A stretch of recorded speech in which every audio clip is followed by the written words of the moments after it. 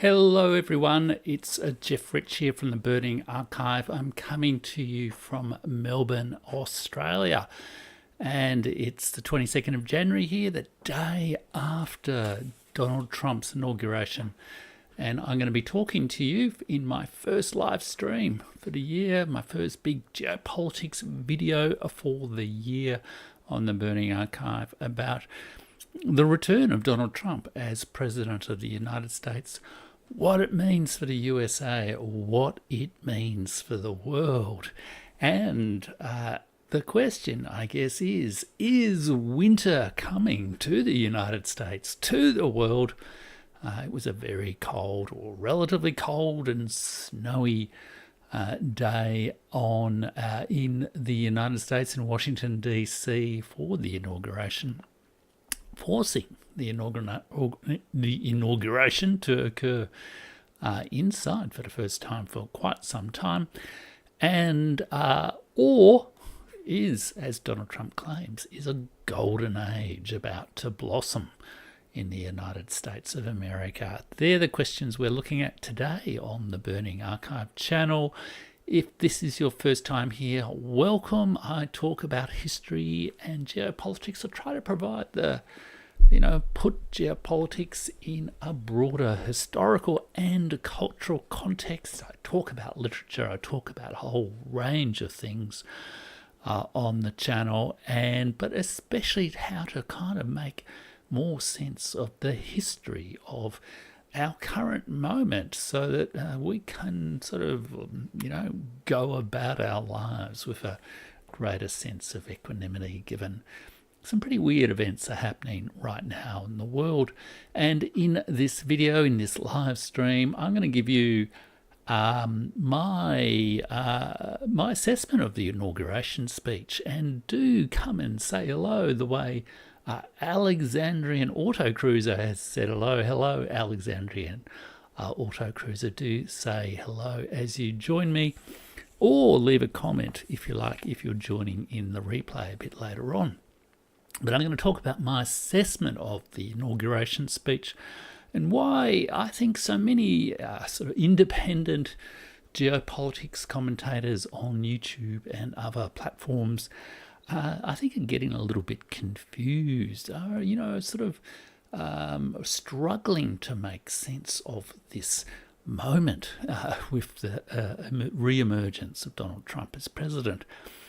And what to expect in the legendary first 100 days of Donald Trump, how to prepare yourself for it mentally, I guess, without catastrophizing. And based on my experience working in government for 33 years as a government official, might see my book there in the background, which is my book, 13 Ways of Looking at a Bureaucrat, where I do actually share some of my experiences advising governments on transition to government periods. And that is exactly the period that the United States is going through now. I think it's important to perhaps view it a little bit more in that perspective. And then finally, I want to point to some of the realities of the both domestic and foreign challenges of the United States, that the United States faces as it enters, in Donald Trump's claim, this new golden age, or as many people think, as it struggles to repair its relationship with other countries, other cultures, other peoples all around the world after the fall of American primacy. A constant theme on the YouTube channel, and if you're a new viewer, welcome to this show. And if you might want to subscribe right now, and this is the kind of content you get on the show. Now, I also write a Substack at jeffrich.substack.com. I will just show you the details of that now. If you just give me 1 minute. There we are. I've got some details there. Jeffrich.substack.com. I guess the aim of the my writing on Substack is to learn from history, not just for the academic value of it or the knowledge of it or the stories, although a lot of them are wonderful, but really in order to live in tune with this changing world. So you can join me over at jeffrich.substack.com. And right over there at the moment, I've just begun a series for 2025, pretty much the entirety of 2025. Every Saturday, I will be writing a post recommending to you world history books that help you get a different perspective on the great powers of the world, United States, China, Russia, India, and the European Union, as well as looking at the whole concept of what exactly modernism, what is the modern world that everyone keeps talking about. And the next 8 weeks on that world history tour of world powers, I am going to be concentrating on the United States of America. So this is very timely, Donald Trump's discussion. And I think it will be very timely for you too, because I commented that a lot of the commentators on geopolitics are showing an element of, confusion, I would say, about, and I can see Weave Brain joined us, and thanks for the live analysis. Hiya, it is Weave Brain. Yes, Weave Brain, lovely to see you. Thanks for all your great comments on the channel as well. I do like to respond to as many of the comments as I humanly can. Of course, I've had a bit of a beach holiday over the last few weeks, so perhaps I haven't been as good as normal in that regard. But yeah, what I think is confusing or getting people who are trying to make sense of the new Trump presidency a little bit in a tangle is the way people are drawing on certain narratives or even myths of history to try to make sense of this new presidency. And we can certainly see that, I think, in the inauguration address, but also in many of the comments from people about the significance of Donald Trump's new presidency. So I have been laying a little bit low on the channel on geopolitics over the last month or so because I didn't want to be sucked into all the, what will Donald Trump do? What will Donald Trump say? Rather than what has he done and what has he said. And also perhaps just to, survey the field a little bit, see how people are reacting and try to take a bit of a different perspective on the issue to many other commentators out there. So, but there has certainly been a lot happening in geopolitics over the last couple of months since I really did my last major geopolitics video on the channel. We've had the kind of Panama Canal statements reinforced in the inauguration speech. We've had the Greenland and Canada and, renaming the Gulf of Mexico, the Gulf of America, at least within the territory of the United States. We've had the ceasefire in Gaza. We've had the continued deterioration of Ukraine and NATO's position in the conflict in Ukraine. We've had the issues going on with Georgia and Romania, and we've had the problems that Britain's been encountering, that France has been encountering. We've had the impeachment trial of the South Korean president, Yoon, beginning in somewhat scandalous circumstances in Korea. And just in the last week or so, we've had announcements that Indonesia and Nigeria have joined the BRICS. It was about a year or so ago that I did an interview on the channel with Sam Roggeveen, a leading defence and foreign policy analyst here in Australia at the Lowy Institute, a very prestigious institute within Australia. Sam was good enough to come on the channel and talk to me about his book, The Echidna Strategy. And I asked Sam during that interview, hi, fellow citizen, I asked Sam during that interview that I'd heard a bit of a rumour that Indonesia might join the BRICS. This was a year ago, and Sam said he hadn't heard anything of the kind. In fact, he was proposing an idea that Australia form a defence partnership with, or closer defence partnership with the United States, that, I guess Australia Ukrainise Indonesia in its conflict with China. But which might be a little bit unkind to Sam's proposal. Indonesia is a major state to our north, key state of the, the joining point of the Indian and the Pacific Oceans, a central state in the Indo-Pacific. But Sam had not heard anything of the kind. But that has happened in the last week or so, and this is, that's I think one of, if not the largest state in Africa, Nigeria, the world's largest Muslim state, Indonesia, is moving to the BRICS. The balance of power is contrary, perhaps, to Donald Trump's expectations, shifting against America. So, I wanted to avoid some of the speculation and comment on the actual discussion in the inauguration, the actual speech as delivered.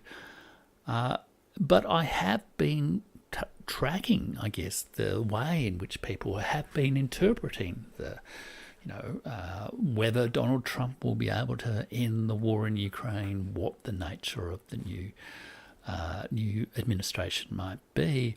And I have a sense there has been a bit of confusion in the sort of independent commentary universe here on YouTube. And what has been most remarkable about that, given my channel is really about history and how it connects to geopolitics, and a point I often make on the channel is how our kind of stories we tell ourselves at history have a way of shaping our perceptions of the world, sometimes validly, but sometimes they really mislead us about the world.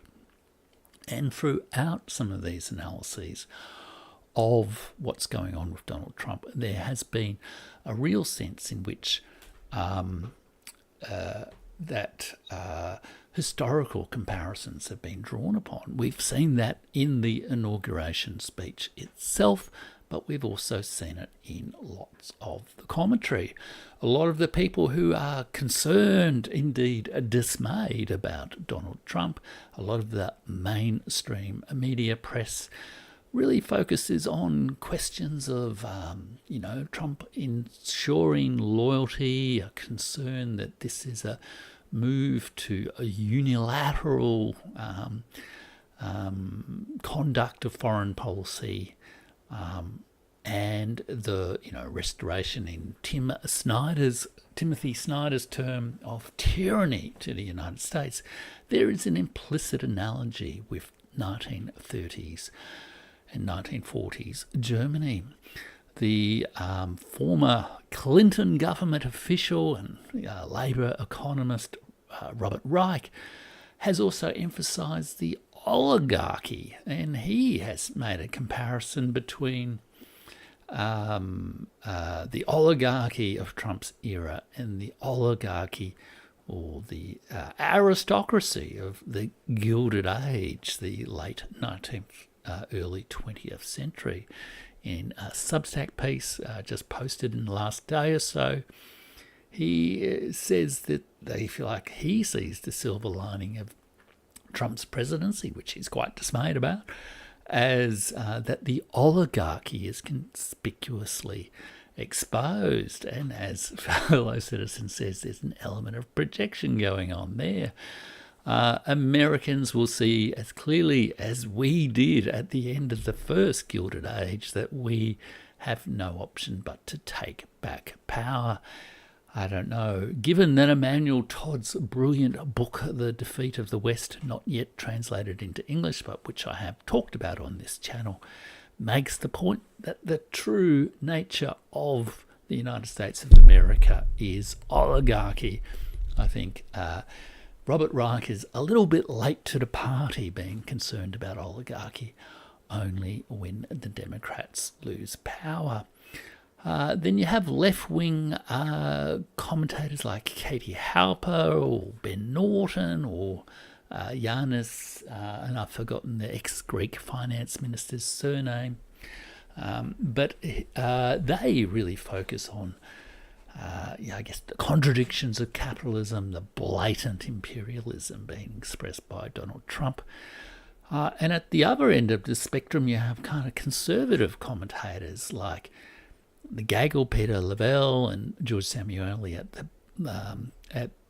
the Gaggle, who express Varoufakis. Thank you, fellow citizen Yanis Varoufakis. I probably should have written it down in my notes, but, one can only do so many things as a YouTuber, volunteer YouTuber, well, more or less volunteer YouTuber. And if you do want to support the channel, you can always do that with a thanks and a super chat, or go over to my Substack at jeffrich.substack and become a paid subscriber for just $5 US a month. But yeah, the Gaggle have expressed this idea that it's a return to realism and the realism of great power politics. A similar kind of view expressed over at the Duran, and indeed there's a variant of this being expressed by Alexander Dugan, who kind of revives Sam Huntington's controversial clash of civilizations hypothesis to make some, I think, quite confused comments about where things are going. So all of these people are sort of drawing on historical comparisons, including Trump, of course, himself, as indeed people like Jack Posobiec and the kind of Steve Bannon and those kind of followers who very much buy into the sort of American patriot revival sort of argument. And I just wanted to comment in particular on the recent videos of Alexander Mercouris and the Duran about Donald Trump's commentary. I mean, they are a fantastic geopolitics channel. I've learned a lot from them, but I think they're demonstrating a lot of confusion and bad historical comparisons at the moment as well. They have made, I don't know, some, I think, ill-judged comparisons, statements in recent times where they seem to have really gone all in with believing in Trump. This morning, Alexander Mercouris' video talked about an extraordinary, even revolutionary speech from Donald Trump in his inauguration speech, comment that he'd never seen such optimism in his memory of watching inauguration speeches, that he took at face value Donald Trump's claim to be a peacemaker and a unifier, and made a very odd comparison, I thought, between the rhetoric of Donald Trump, which, as I'll show you a little bit later, is pretty standard American exceptionalist political rhetoric. Exactly as Rhys Jarrett says. You're on the ball, Rhys.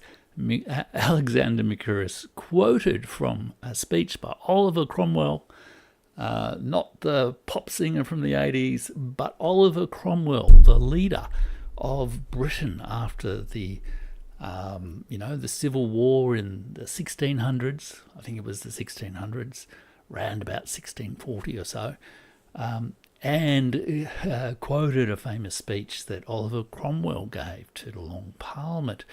And his argument was something along the lines of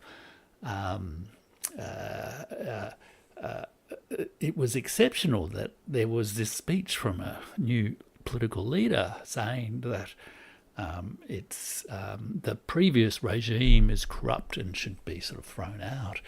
It's not really. It's a pretty standard thematic meme to attack a corrupt establishment in political rhetoric.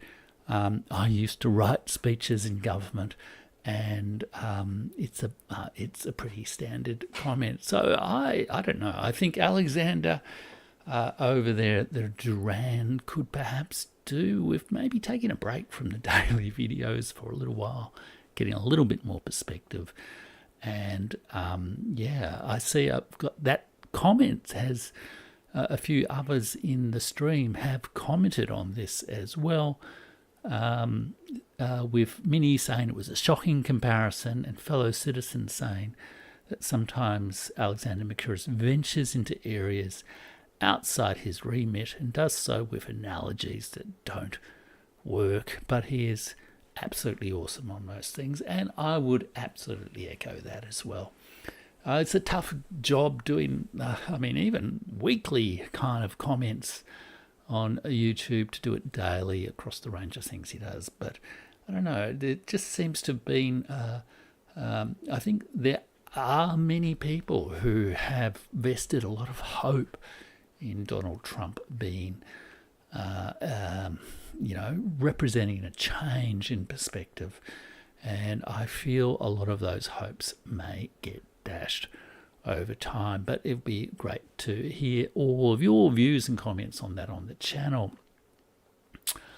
I see Minnie saying, I see fellow citizens saying Trump is NYC versus DC. There is that sort of local tension within the United States, and local tensions and struggles within the United States are actually a key thing, and I think one of the things that will test Donald Trump's claim to be a peacemaker and a unifier, and also that Alexander Mercouris, Minnie is saying Alexander Mercouris can see through his own government that their attempts to create the British Empire 2.0 through Ukraine, yes, the 100-year agreement between Britain and Ukraine to fight Russia, sort of reviving kind of, anti-Bolshevik civil war kind of partnerships between Ukraine and Britain, as we say, British Empire 2.0, or even maybe, I don't know, it's about 10.0 at this point, really, isn't it? And unlike some computer games that get to 10 expansions, the British Empire is not really getting any better. And fellow citizens also saying, very unsatisfied with everyone's analyses of Erdogan for a few months. And Studio Rainer, thank you so much for your thanks. And Studio Rainer says, thanks so much. I really appreciate the support, Studio Rainer. And thanks for all your support over time. It's been fantastic in your great comments. Studio Rainer saying, I'm thinking about writing a book about the industrial age collapse in reference to the Bronze Age collapse. Do you think the Industrial Revolution itself was a mistake? Wow, that is an amazing question. Well, I don't know. Is it? It's sort of like not exactly something people chose to do. Like many historical processes, it has its momentum, and it certainly brought some amazing consequences. I think that is a great question for a video, Studio Rainer, and I think I might even address that in a subsequent video, including in reference to some incredible comments that the economist Adam Tooze made recently about China's industrial development over the last 30 years or so.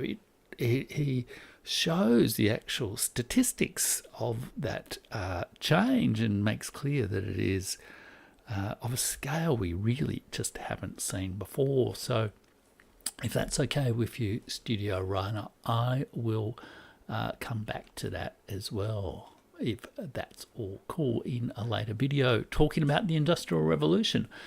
And I would also recommend viewers to check out my Rise and Fall of Empires videos, where I did do one video which talks about the Eurasian Revolution, which really presents John Darwin, the great historian's viewpoint from after Tamerlane on understanding the geopolitical revolutions that occurred between 1750, 1830 or so, that really include the Industrial Revolution, but also are best understood in a broader context as well.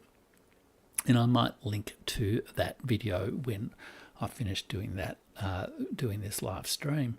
So some fantastic commentary there from everyone. Thanks so much for that. I better get back to my script, or my live stream will go for 5 hours, I think. But let me just return to it. Yeah, there's a lot of question marks, I think, about some of these historical comparisons. There was actually a great video by Nareem Parvi, I think his name is, and his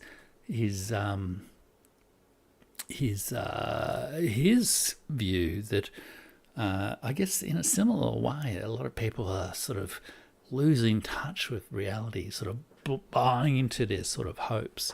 This is academic agent, and he has a view that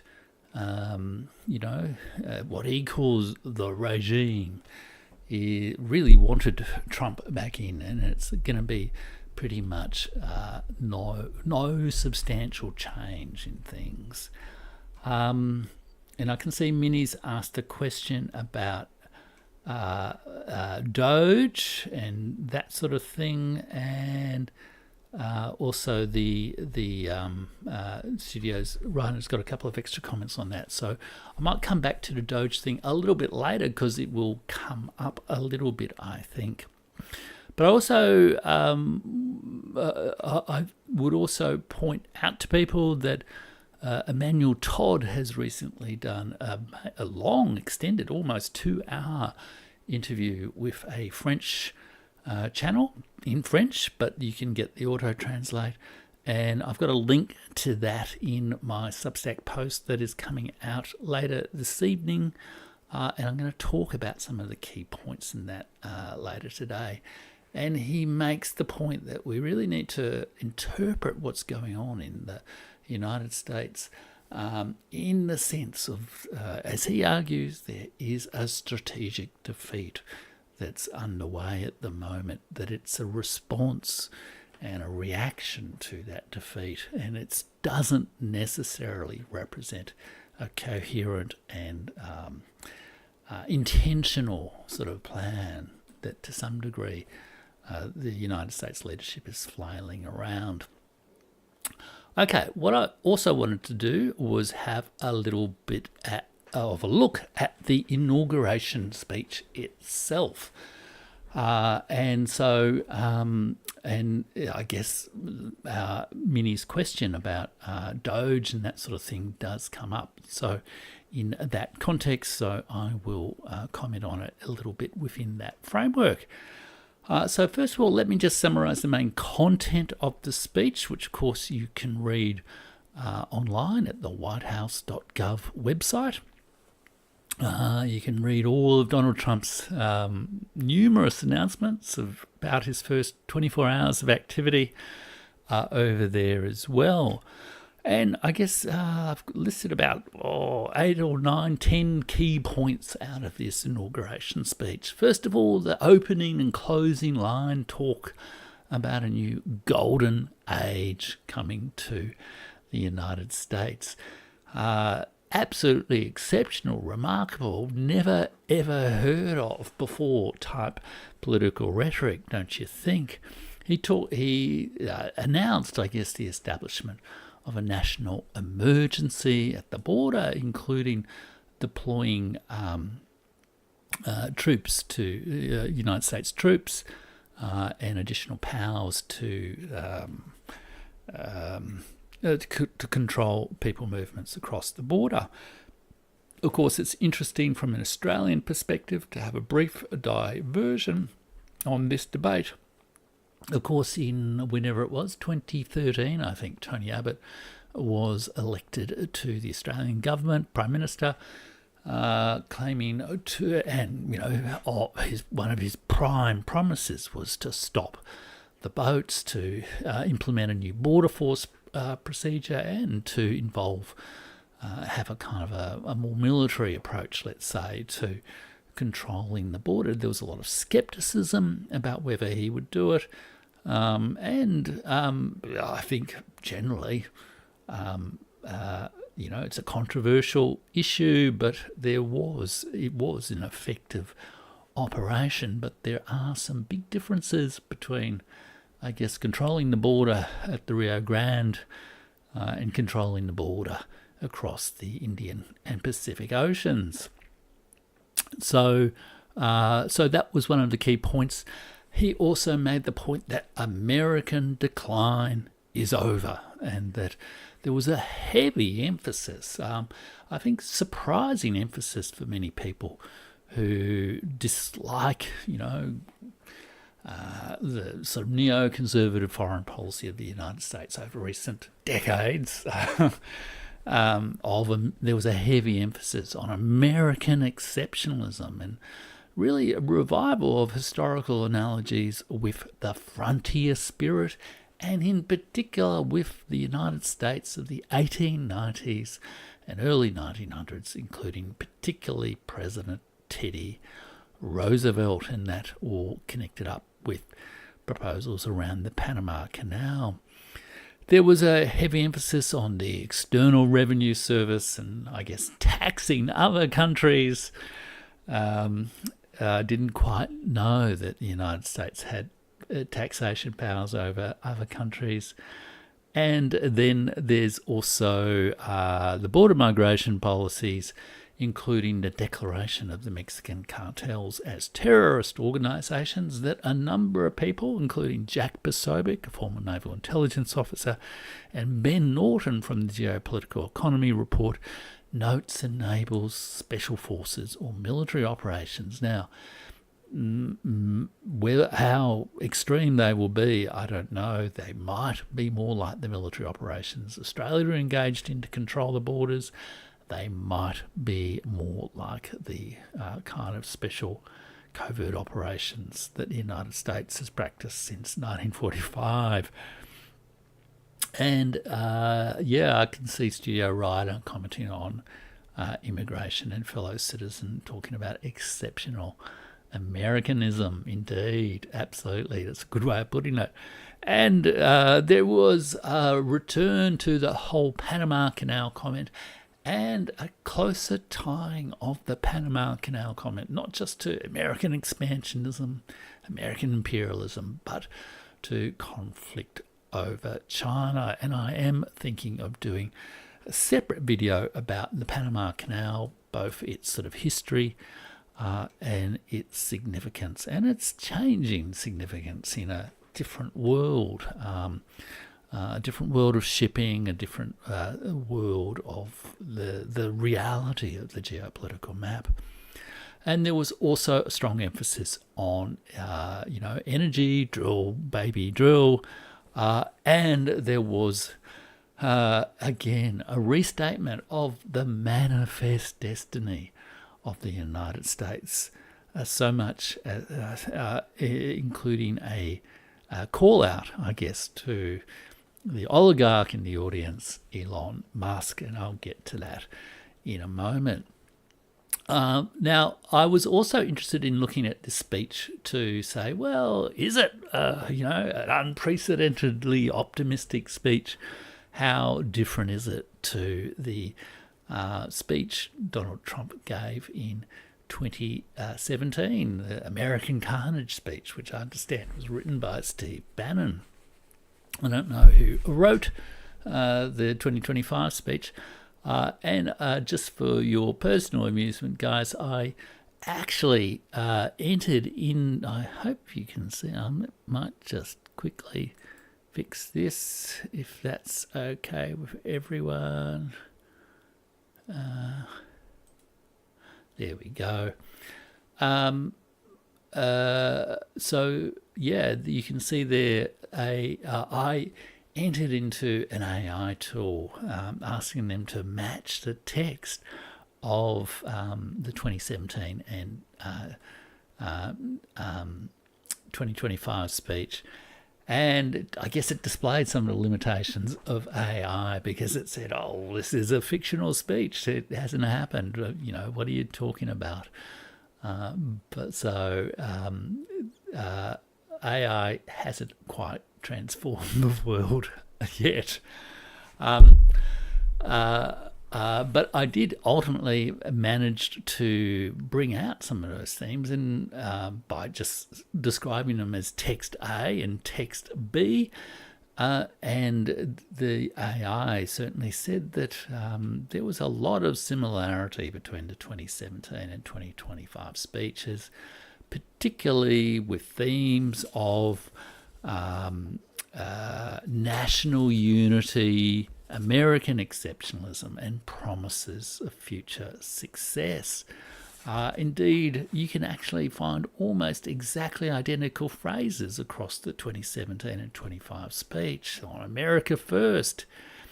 Even I think the 2017 one, he said, from this moment on, it's going to be America First. And in 2025, he said, during every single day of the Trump administration, I will very simply put America first. There was the border defense theme. There was the return America to victory and winning theme. America will start winning again, winning like never before, he said in 2017. In 2025, he said, we're going to win like never before. There were unity under God references. There was the future destiny references. From this day forward, a new vision will govern our land. He said in 2017, in 2025, from this day forward, our country will flourish. There was the Making America Great theme, and there was the We Will Not Fail theme in 2017 said, we will not fail. In 2025, he said, we will not fail. Did he fail in 2017? Did he deliver in his first term? He had a lot of challenges, I guess, but I really don't think he was all that successful.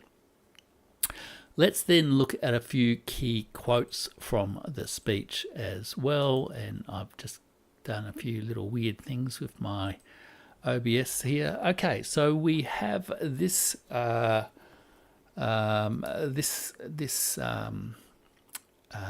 just make this a bit bigger so I can actually read it. So he starts off the speech by saying, the golden age of America begins right now.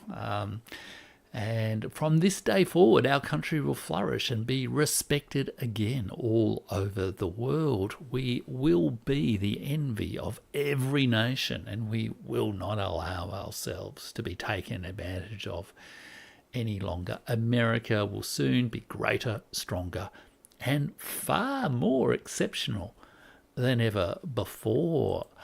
I didn't really quite realise that you could be far more exceptional, but that's how we go with Donald Trump. You're either exceptional or you're not. It's not really a matter of degree. He then goes on, sorry about my little OBS setup problem here. Then he goes on to say, now, this is a really interesting point, and it's a point made by Emmanuel Todd in his recent video on Trump's America, which, again, I've got a link to in my Substack post that's coming out this evening. So do subscribe to jeffrich.substack.com. He says, my recent election is a mandate to completely and totally reverse a horrible betrayal. From this moment on, America's decline is over. Our liberties and our nation's glorious destiny will no longer be denied. Emmanuel Todd makes the point that there is a very strong element in Trump's responses, his policies, of a kind of what would you say, a conservative, not a resentful reaction to the humiliation of America, but it's a resentful reaction that is not in the same position. America doesn't control nearly half of the world's economy as it did in 1945. It simply cannot expect the world to look upon it in the same way.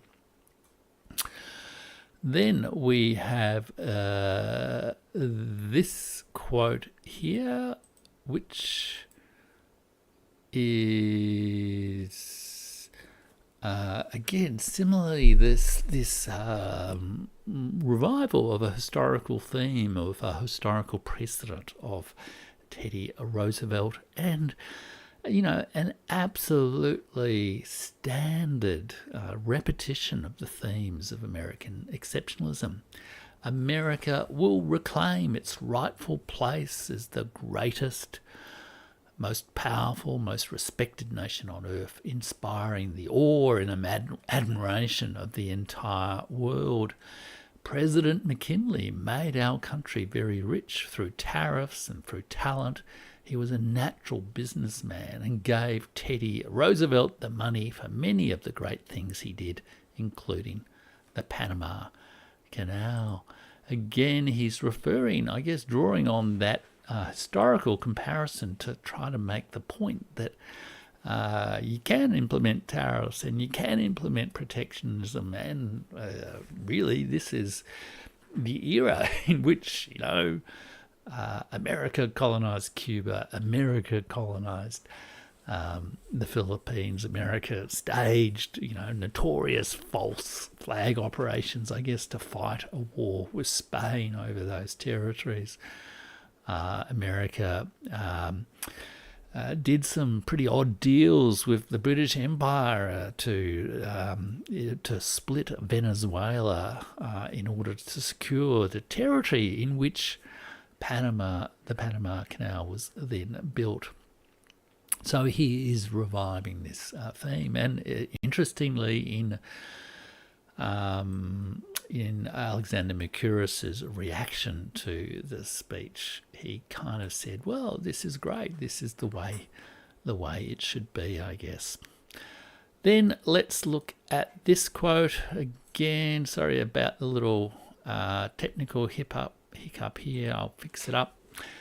And then he says, above all, my message to Americans today is that it is time for us to once again act with courage, vigour, and the vitality of history's greatest civilization. A standard statement of American supremacy, a statement also of really American machismo. Really, he's in a way almost channeling Teddy Roosevelt's machismo in this kind of statement. The United States will once again consider itself a growing nation, one that increases our wealth, expands our territory, builds our cities, raises our expectations, and carries our flag into new and beautiful horizons. Seeming there to declare an intent to, I guess, not be a peacemaker, but to, claim the territories of other parts of the world, and indeed not just other parts of the world. He says, and we will pursue our manifest destiny into the stars, launching American astronauts to plant the stars and stripes on the planet Mars. Now, that is, I'd say, as a former speechwriter, a beautifully composed final sentence there. I love the way stars rhymes with Mars. It's a wonderful sentence. But it is nuts, folks. I mean, I guess it's indulging Elon Musk, getting Elon Musk excited. How exactly that will be implemented, I have a lot of questions about it. But again, this is just utter fantastical repetition of manifest destiny. And actually over in my Substack, as part of my sort of world history tour, my deeper investigation of the history of the United States, I will in a week or two be looking at this phrase manifest destiny and what some of its real origins are, and how in a way that relates to America's place not just in the world, not just its sense of its own development, but its rootedness in the experience of Latin America, of the entire the legacy of the Spanish Empire in America, the experience of America's indeed wars against Mexico in the 19th century. Let's look at the final quote that I just wanted to highlight for everybody to get a sense of what the real character of this speech was. Again, it's a restatement of exceptionalism. We will be a nation like no other, full of compassion, courage, and exceptionalism. He's actually stating exceptionalism. And it is quite interesting the way he poses this in relationship to the United States. In the rest of the world, our power will stop all wars. And bring a new spirit of unity to a world that has been angry, violent, and totally unpredictable. He seems to really, in a way, that sentence could almost be expressed by any standard exponent of liberal universalism, that, the liberal rules-based order backed by American power will stop all wars and unify the world.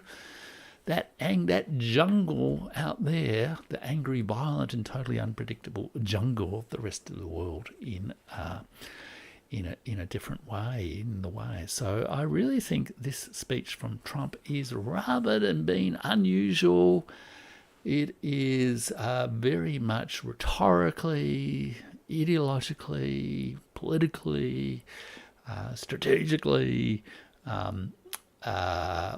sentimentally in the absolute mainstream of the way in which America has conducted its relationship with the rest of the world, really since 1945. And thank you again to Studio Runner. Thank you so much for that wonderful contribution. Let me see if I can... Yeah, there we go. Do you think the US will claim Antarctica anytime soon? It has a ton of natural resources. The race to the Arctic is coming soon. Well, I think Antarctica is divided currently between multiple countries. And I believe Chile recently made a territorial claim on the Antarctic as well. There is certainly I guess the Greenland thing is really partly a challenge around the Arctic, and that I think is and I guess you're saying that yes, the race to the Arctic is absolutely coming soon. And I remember in the book which I have here by Felipe Fernandez Armesto. Where are we? Here by Felipe Fernandez Armesto, Civilizations. Towards the end of that book, he actually talks about the race for the Arctic, that both because of, I guess, physical changes, that sort of thing, it is becoming its significance in the world's trade, in the world's conflict zones, and all those sorts of things is changing. And that's part of what blustery claim to, buy Greenland, as if, the 60,000 people in Greenland, all of whom are Danish citizens, some of whom are, Inuit people with long and intimate connections with that land, to just buy them like a real estate deal. Truly astonishing, truly insulting, and I guess we'll see how that one really goes. Great comment from Studio Rhino, and look, maybe I should, that's the second great video idea contribution you've made today, Studio Rhino, so I'll absolutely do a video on that topic as well. And I guess Antarctica and the Arctic might have slightly different fates. And I think there was also a great discussion by Adam Twos of the whole Greenland situation on his podcast, Ones and Twos, which does discuss some of the, I guess, the challenges facing the development of Arctic zones. Even if there are potential resource finds there, it's not necessarily cheap and easy to do. So I would recommend checking out that podcast by Adam Twos recently that talked about the Greenland sort of issue. Alrighty, let me just quickly get back, take a moment to have a little breather here and check back on where I am in the script, and I will be with you. Yes, okay, so with those quotes we've seen the golden age, a restatement of exceptionalism, the theme of betrayal, the sort of reaction to America not being number one on so many indicators anymore, the sort of resentful reaction, as Emmanuel Todd says. We've seen the evocation of historical myths of Teddy Roosevelt and of a kind of American machismo military leadership. And its assertion to claim control of Panama Canal. There too, he more clearly than ever put that issue in terms of the conflict with China. And finally, there's this theme of exceptionalism as a way to deliver unity to a violent, jungle-like world, which is just a slightly more machismo version of liberal universalism, of the liberal rules-based order. So I want to talk now maybe a little bit more briefly about the first 100 days and what to expect, and, to prepare yourself. I've seen lots of commentary around the place on these are going to be dark times, that sort of thing. The looming disasters in America. People, perhaps reasonably concerned about exactly what's going to happen. And fellow citizen, I can see saying there, he differentiates by asserting imperialism for Americans rather than purely for the MIC. So I guess there's an implied promise to distribute the benefits of imperialism more broadly. But I guess in a way, that is how different is that really to Joe Biden's claim when he came to office that he was pursuing a foreign policy for the middle class. He was, in a way, pursuing the same kind of thing of, America is back, and that's going to bring back the sort of 1950s, 1960s golden era of American prosperity. So, but it's a good comment, fellow citizen, and I will think about it. And I guess that's one of the things to watch over the next little while, because, this, if you like, is the easy part of government for Donald Trump. There's no friction. There's no, no one really expects anything substantial to change in 24 hours. There have been a furious release of executive orders and, that kind of thing, of media releases. But there's no real actual implementation of anything he has said. And I think one of the things everyone needs to maybe just, take a pause, take a breath at the moment in terms of responding to Donald Trump is there's the rhetorical flourishes, and then there is what actually happens, what is actually achieved.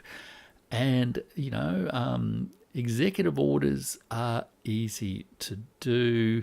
There's been a big focus by Trump on, signing all these executive orders early. But a lot of these executive orders are really quite... a lot of them are quite sort of symbolic sort of statements. He's ordered all the public servants to work full-time in the office rather than part-time at home. He's eliminated, certain gender sort of ideas, lots of things like that.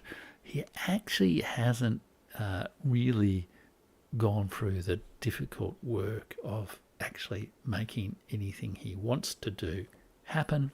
He certainly hasn't ended the war in Ukraine in the first 24 hours. And I think, I think it's important just to pay attention to some of and I guess the other thing I'd say is a lot of this is stage managed politics. It's theatrical politics. And this is where I guess my experience working in government and advising on transitions to government, which you can read about in that book there, 13 Ways of Looking at a Bureaucrat,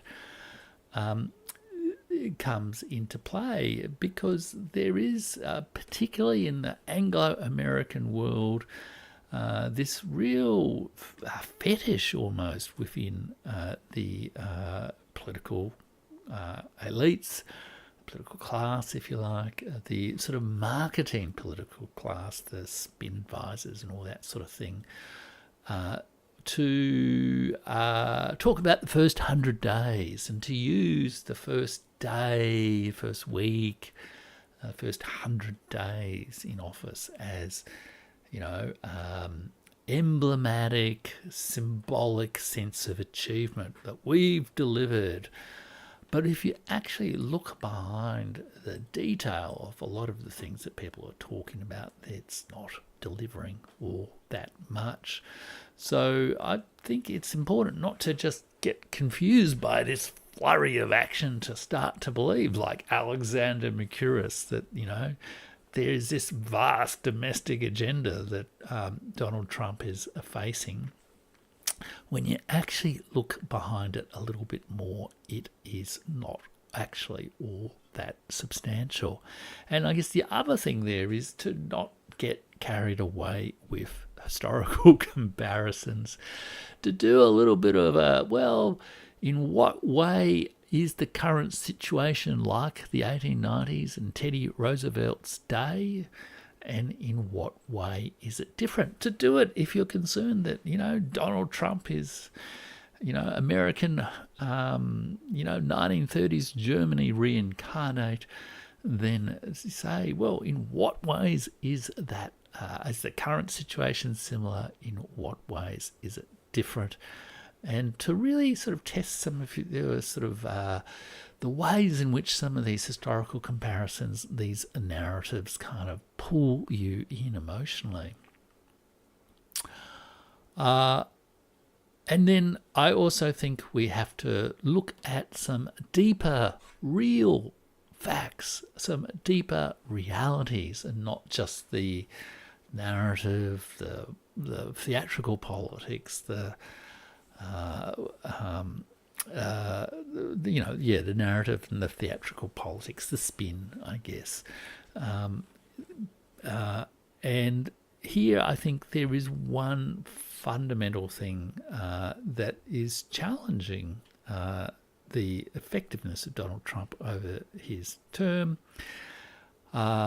which is he's not really in control of events. He's speaking as if America can control events, as if America still is the dominant country in the world, that it can actually hold this place where everyone looks at America with awe and respect. But indeed, as I've been saying on the channel quite a lot, as many others have been saying on the channel, on other channels as well, this era of US dominance is over. The era of American primacy is over. The world can see this. I mentioned before the fact that Indonesia and Nigeria have just joined the BRICS. The BRICS represents, I think it's about 55% of the world's population now, a much larger part of the world economy as well.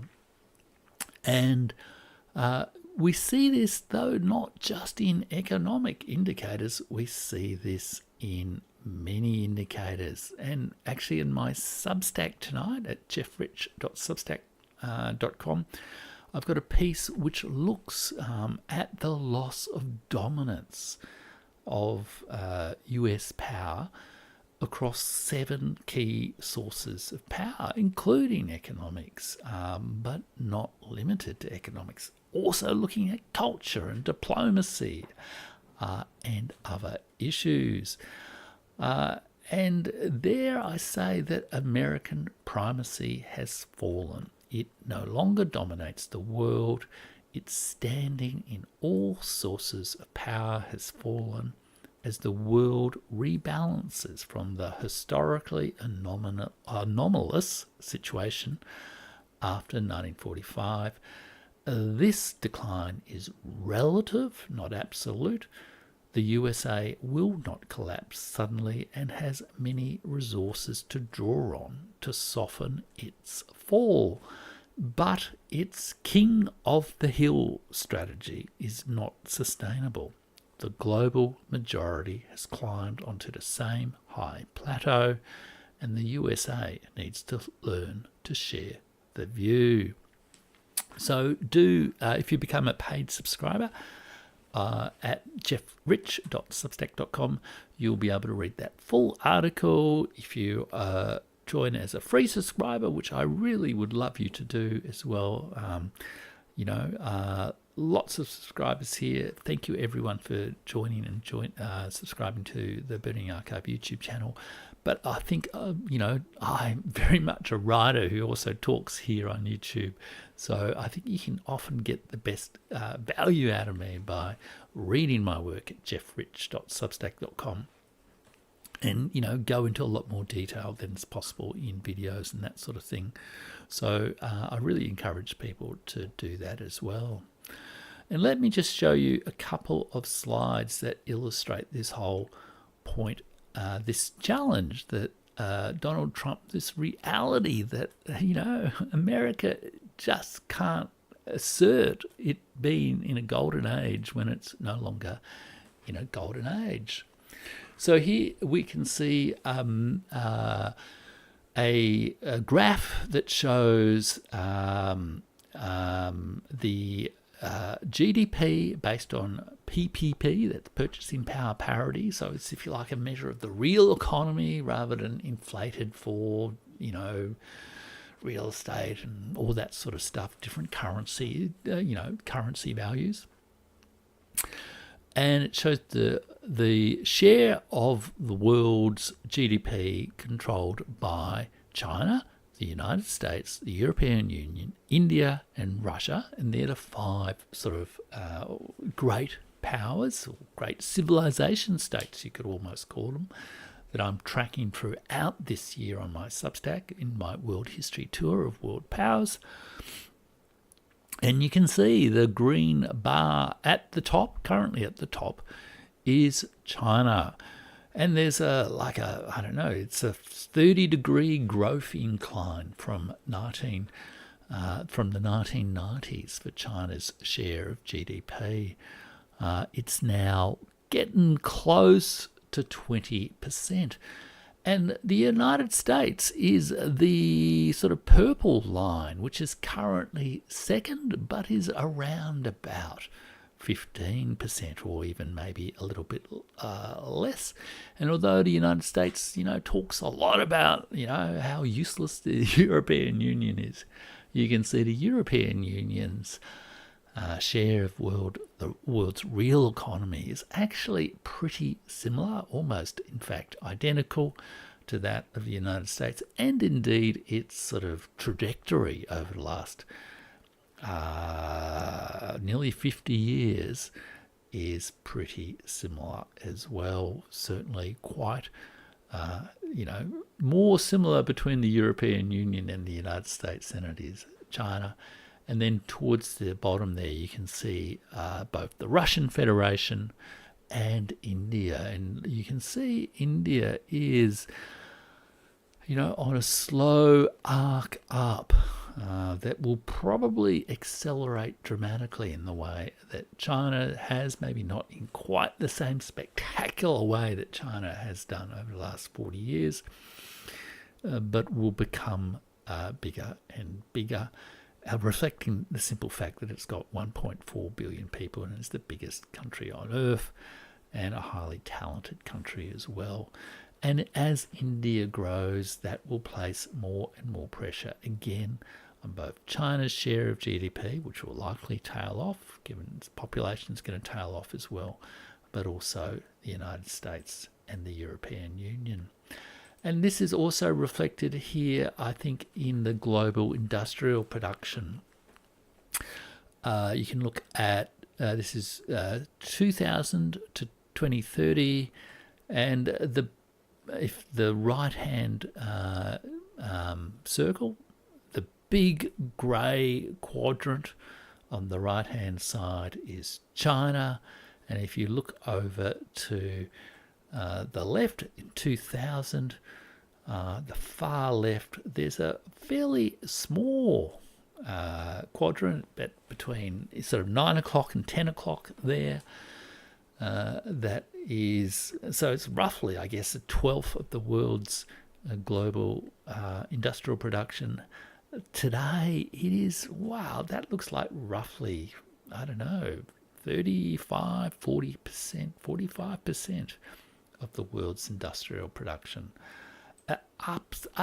Absolutely astonishing transformation, and nothing Donald Trump says, nothing he can do about tariffs, that sort of thing, can really change that. And I talk about that a little bit more in my Substack, where you can also see Emmanuel Todd's comments on this issue as well, and I might come back to them in a later video as well. So please, everyone, join me at Substack, jeffrich.substack.com. Every Saturday I produce a history book recommendation that looks at one of these world powers. I'm going over the next 8 weeks looking at the United States, and I'm also doing a deep dive every Wednesday on those themes.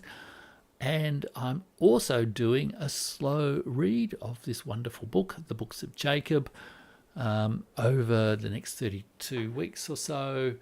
And you can see some of the details there. This wonderful book, which strangely enough has a resonance with what's happening in the United States, because it's sort of based in the Polish-Lithuanian Commonwealth in the 18th century, in the years before the Polish partition, in a period where internal strife and a sort of a decadent elite in Poland, a very weak state in Poland, contributed to the demise of a state which believed it was special, which believed it was exceptional, which believed it had, a unique quality of Christianity and liberty and all these kind of things.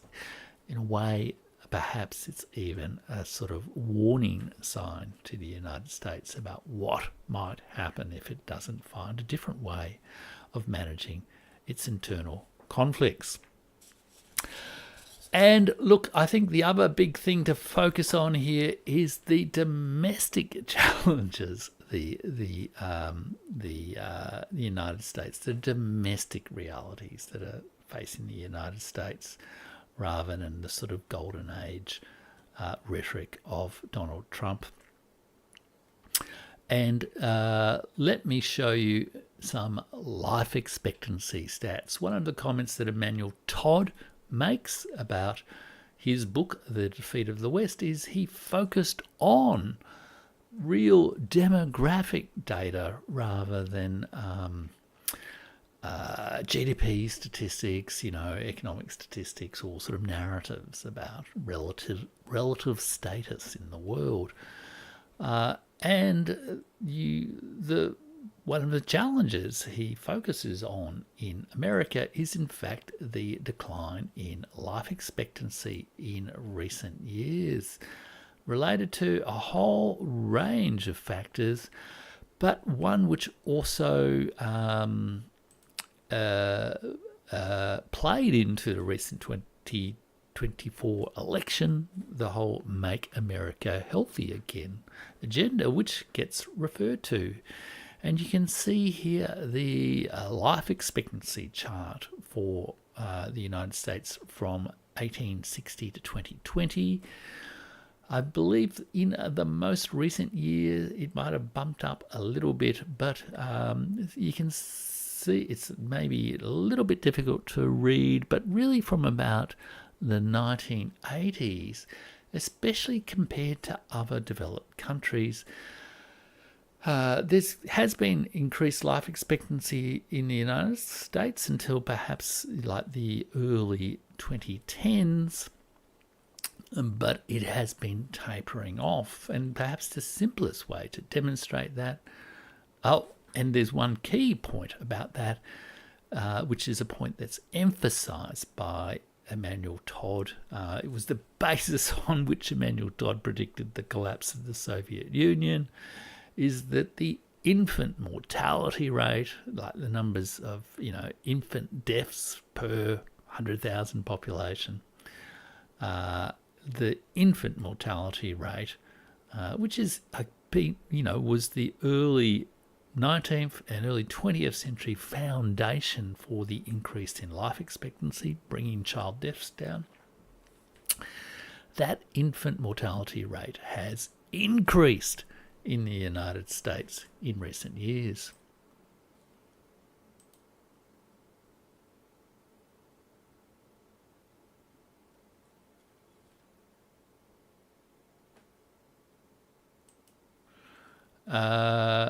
I just had a funny little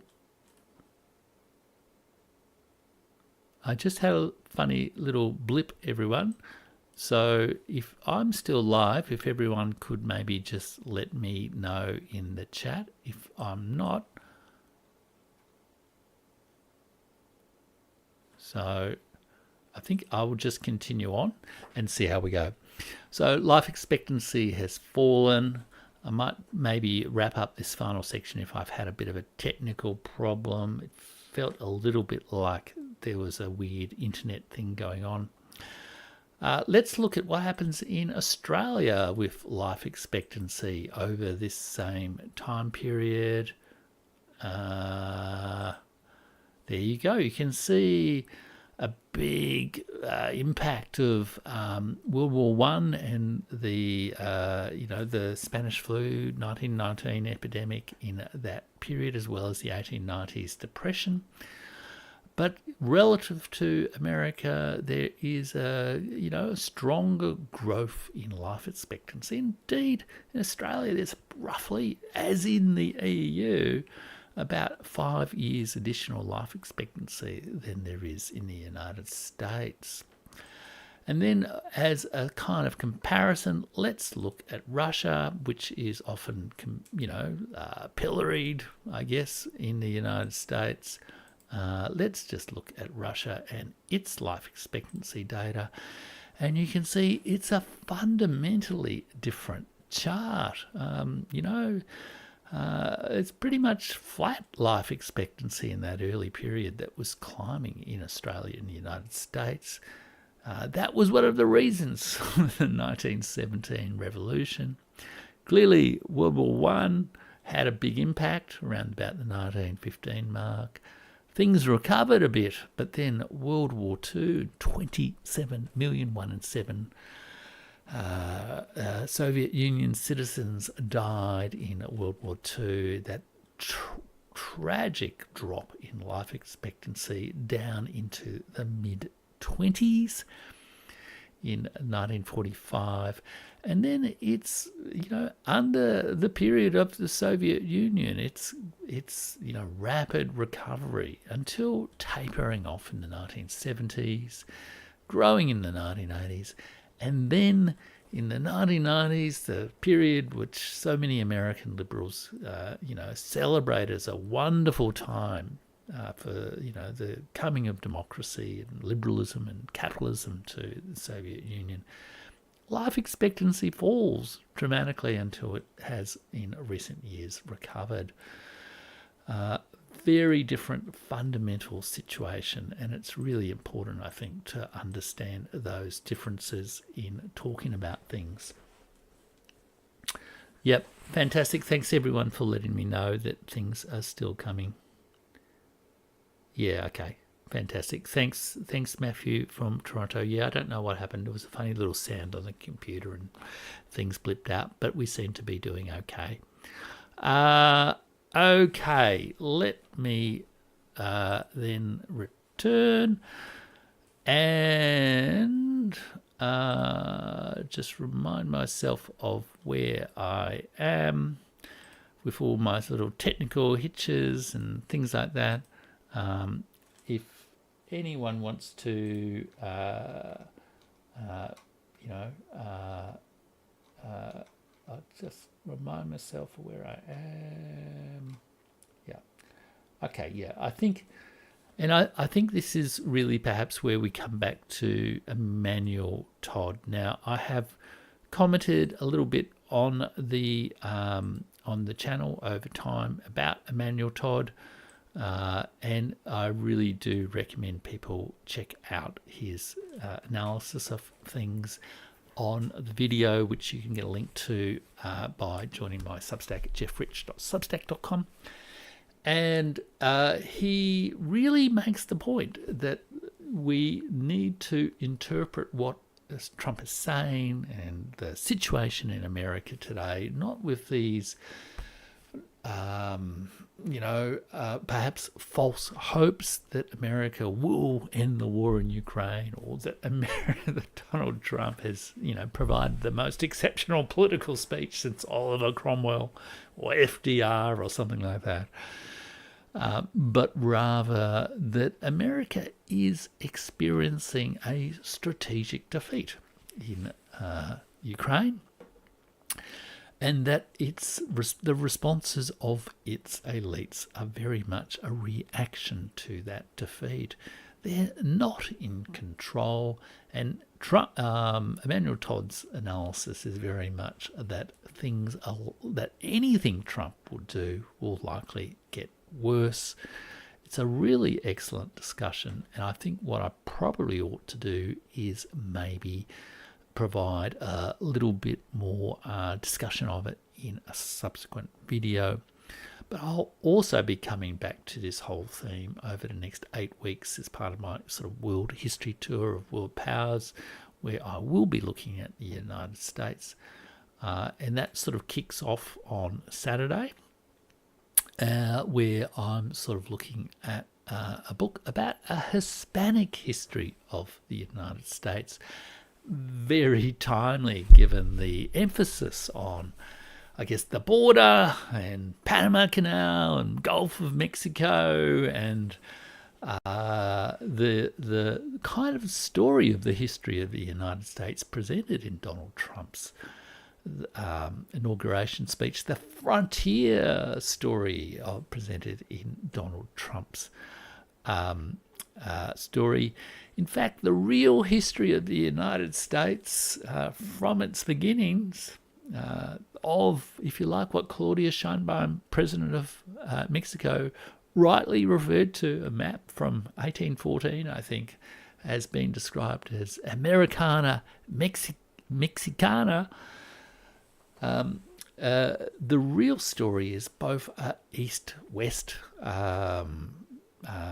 movement of peoples, as well as a south-north movements of people. You can't actually understand the history of the United States without also thinking about its Hispanic history as well.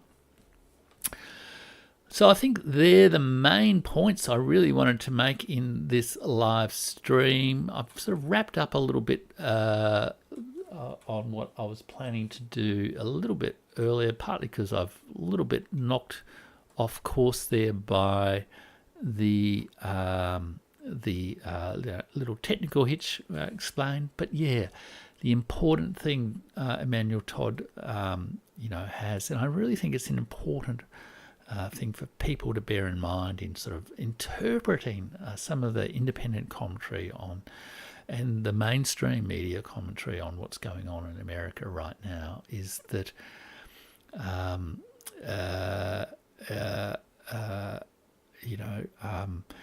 America is not in the situation it was in when Teddy Roosevelt was president. It's not in the situation that America was even in when Donald Trump was first president. It is losing control, it's losing capability, and yet there are many people in the world who want to provide a kind of, and Emmanuel Todd refers to like a servant trying to explain the erratic behaviour of his master or her master. And I think this is a really important point to bear in mind. Don't let yourself get sucked in by some of these historical narratives, and one of the best ways you can do that is by learning from history from me here at the channel, and also at jeffrich.substack.com. If anyone on who's live wants to sort of throw in any comments now, really happy to sort of answer some questions for people for the next little while, if you like. And maybe I might just even come back to some of the questions and comments people have already made. Big thank you and shout out to Studio Rana for all your great comments on the channel over last weeks and months and today. And absolutely, I'm going to commit to you today that I'm going to do a video on the Arctic type issue, and because that's also in a way sort of linked to the Panama Canal issue. In a way, it's sort of thinking differently about oceans and the way in which the oceans are connected in the new world. It's sort of not just taking the map of the world literally, but actually looking at what the real human geography behind the map is. There's this whole theme of offshore balancing and sea powers versus land powers and all this kind of stuff in geopolitics. But I think I might develop a bit of a video on that theme, and also on your question about the Industrial Revolution. Was the Industrial Revolution a mistake? I would point out, again, I really encourage people to check out my my video on John Darwin's Rise and Fall of Empires, and the video specifically on the Eurasian Revolution, which I might do a few changes to thumbnails and playlists and things like that, just to highlight it a little bit more. But it does actually discuss that Industrial Revolution as well. But I'd love to come back to that. And then what else have we got here in terms of comments? I might just go back to some of the comments since I saw a fellow citizen refer to a 10,000 period of rule, let's say, of the Banderites and MI6. Absolutely. And what have we got? What is my take on Musk fully claiming his position at the Doge by booting out Vivek? Was there a deal? It's interesting, the Doge. I could perhaps do a video on that. I mean, I think I'd probably have a little bit to offer there, having worked in government for 33 years. I'm very sceptical about the whole Doge thing. I had a quick look at the executive order about Doge. I suspect that is going to be a bit of a damp squib, and it will probably end up being getting Elon Musk's advice on IT, technology, AI, things like that to sort of, because one of the things governments have real problems with is keeping IT infrastructure up to date. Like, they do run these enormous systems that can't really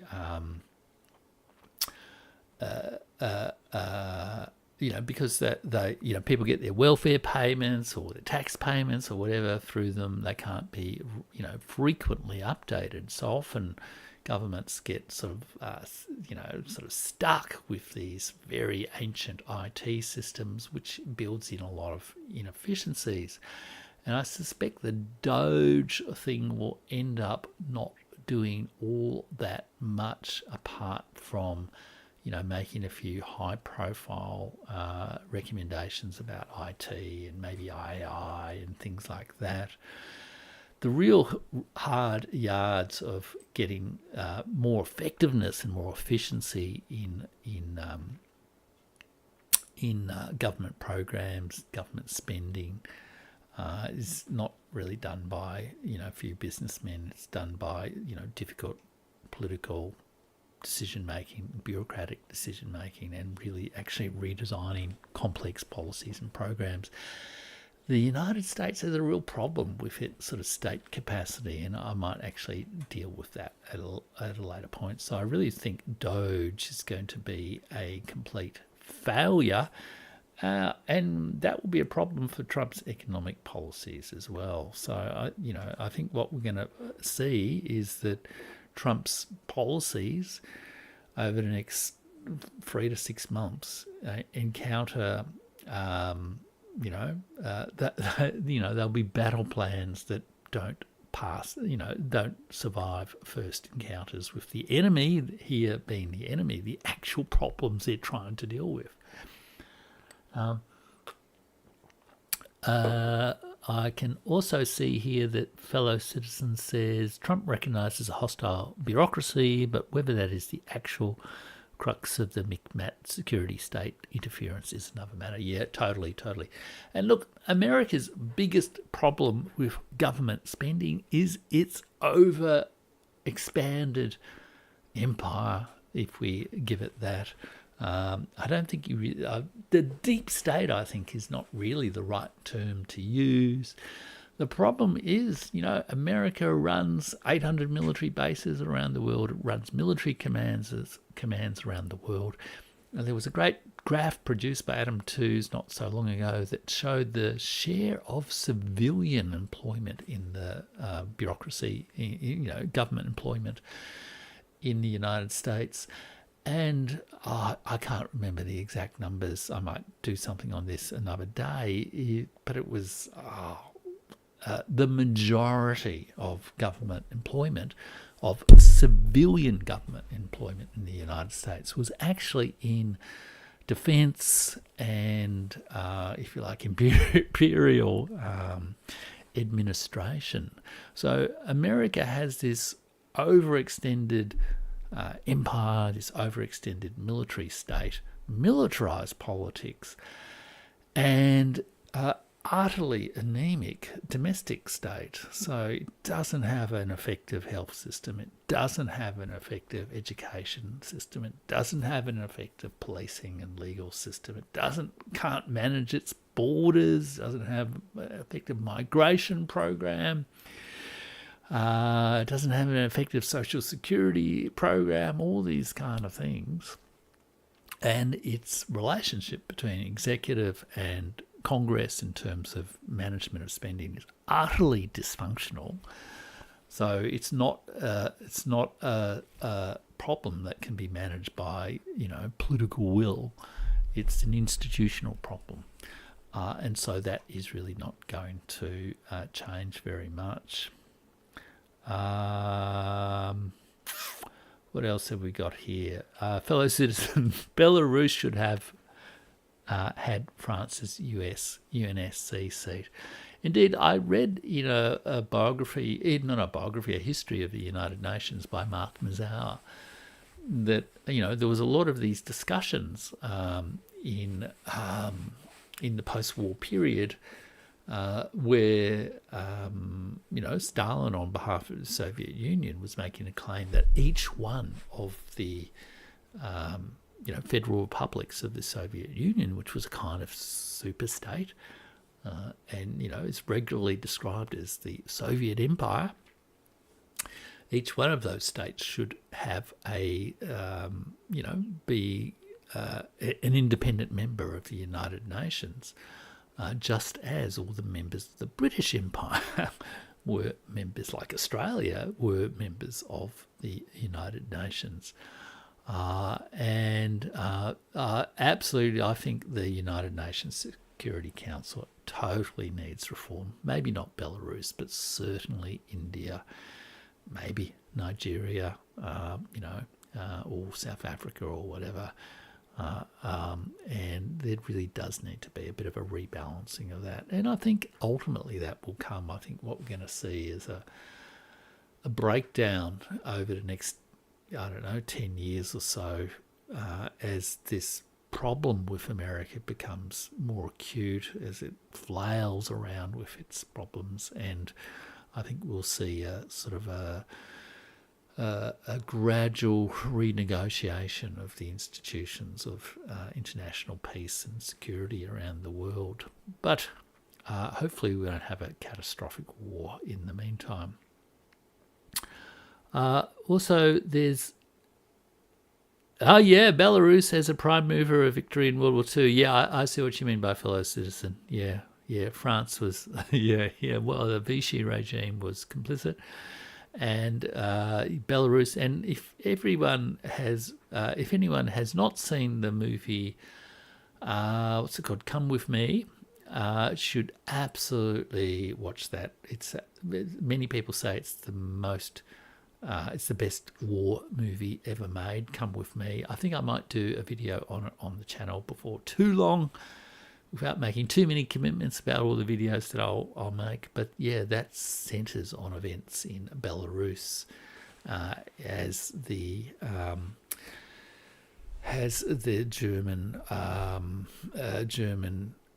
Come and See 1985, fellow citizen. Absolutely wonderful film, so highly recommend everyone watch that. I think I did do a video not so long ago, which maybe I'll link in the comments later on the 5 best historical movies from my point of view that people ought to check out, and Come and See was one of those. It really does.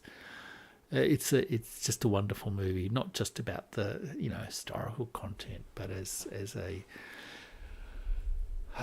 the emotional experience, the tragedy of war. Utterly compelling movie made in the Soviet Union in 1985.